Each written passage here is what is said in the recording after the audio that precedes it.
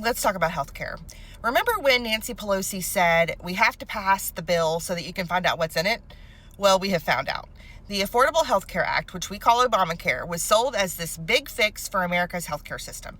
It was supposed to make insurance affordable, simplify the process, and protect your choices.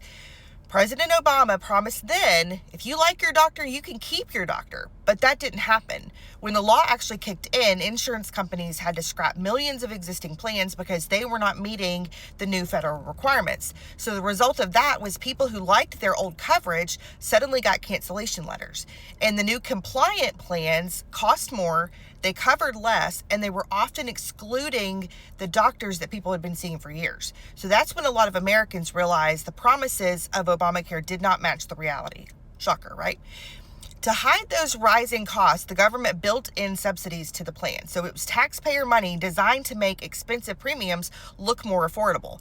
Those subsidies were part of the law from the very start. So when COVID happened, Democrats expanded them even more, making the government pick up even a larger share of the tab. It was never meant to be permanent. Those payments were always scheduled to expire at the end of 2025, which we're at now. So now that we're at the deadline, premiums are about to climb again, and Democrats are blaming Trump for letting the subsidies expire. But none of this is Trump's doing. The expiration was written into the law years ago, and that was the entire plan. The real issue is the insurance companies have absolutely no reason to lower their prices when the government keeps paying the difference. There's no competition, there's no incentive, and there's no accountability.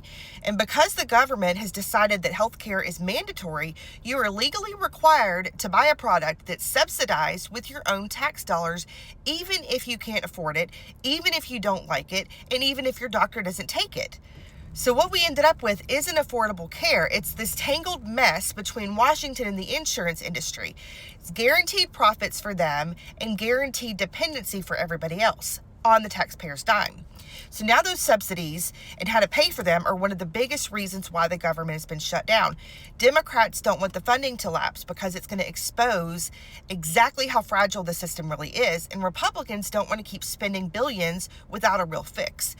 So once again, Washington is stuck arguing on how to patch this same hole instead of repairing the foundation. So 15 years after this bill passed, we finally know what was in the bill.